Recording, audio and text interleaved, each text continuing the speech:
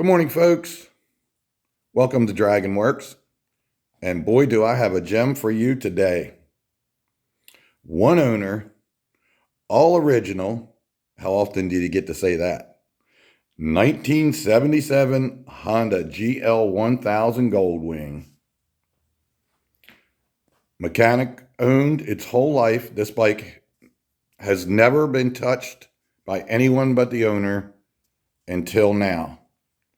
And what a privilege that has been bestowed upon thee.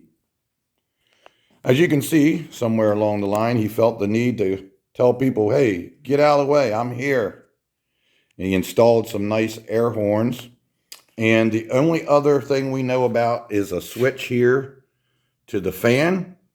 And no one's really sure why he did it. A lot of times people will do that because the thermostat switch goes out or the relay or something like that. But because this guy was a mechanic, and apparently a very good mechanic at that, I would think that he would just fix the problem. So I believe he was just looking to have more control. He probably wanted to turn his fan on. He didn't like how late it came on.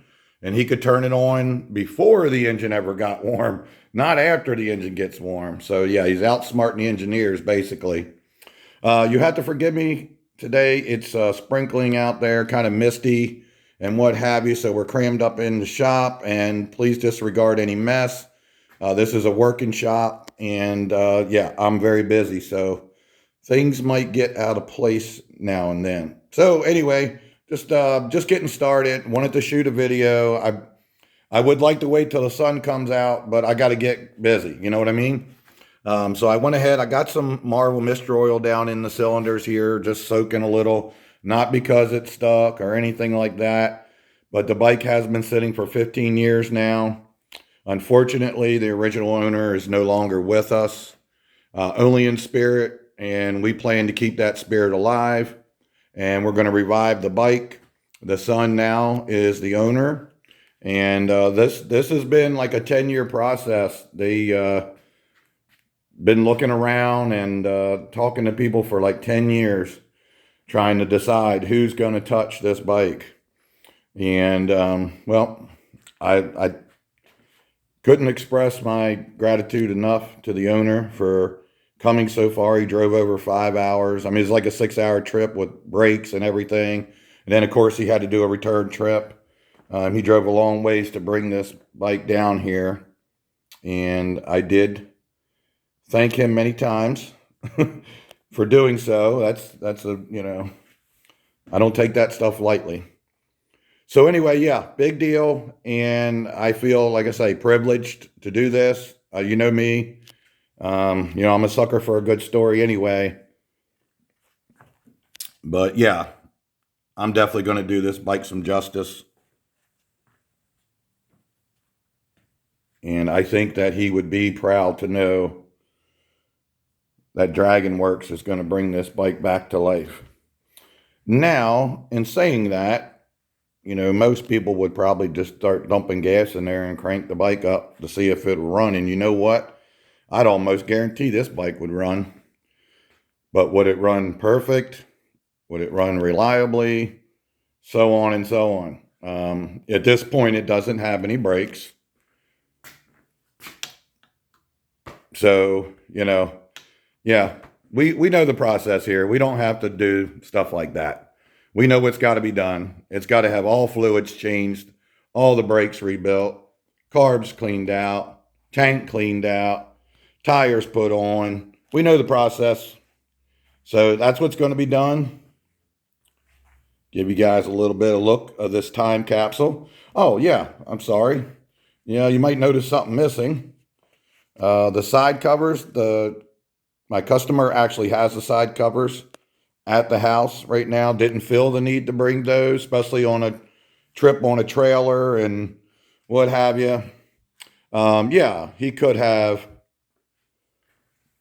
put them in the car, whatever. Just so much easier, when something's priceless, basically.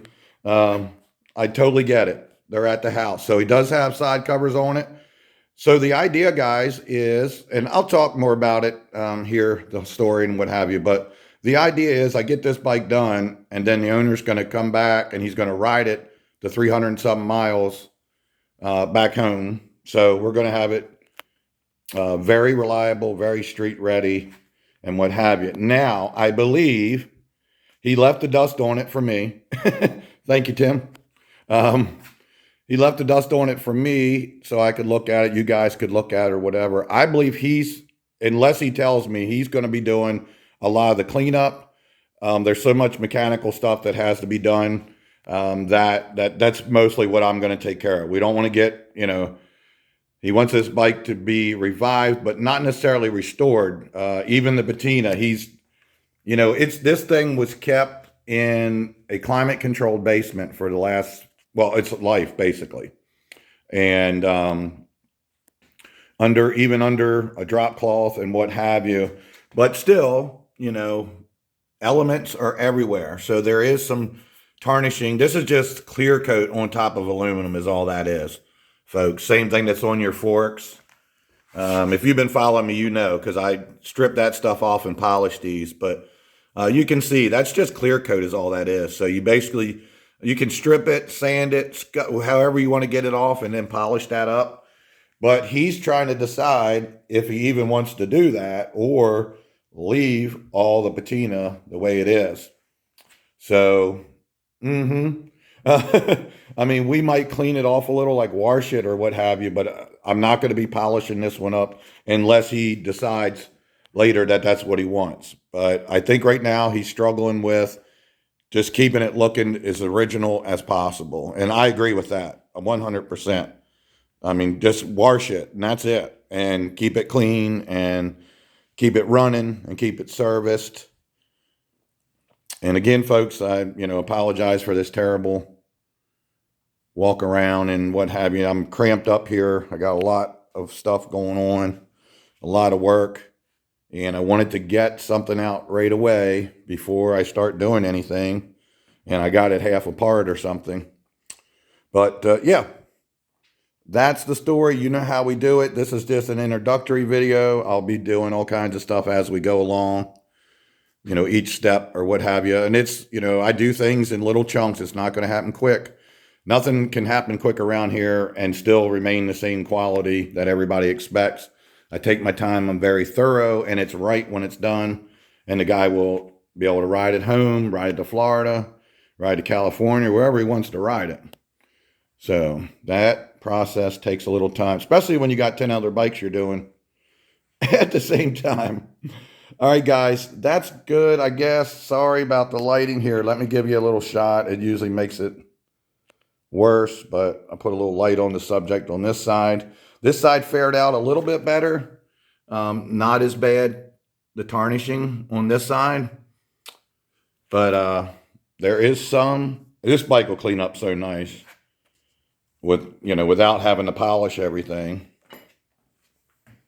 So yeah, man, it's just, to me, it's a time capsule. And I believe, of course, I got so much on my mind, but I believe, sorry to say, this was the last time the owner actually rode a bike.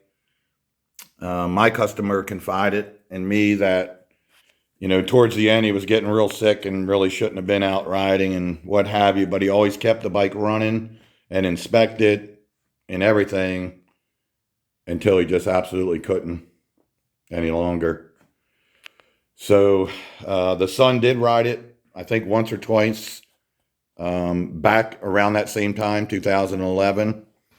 And then, situation wasn't pleasant and the bike ended up sitting, and, I think it was just hard for the son to even get on it and ride it at the time. And you know what happens once it sits a little bit?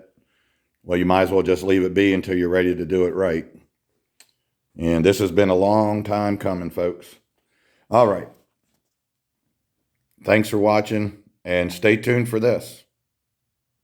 Peace out.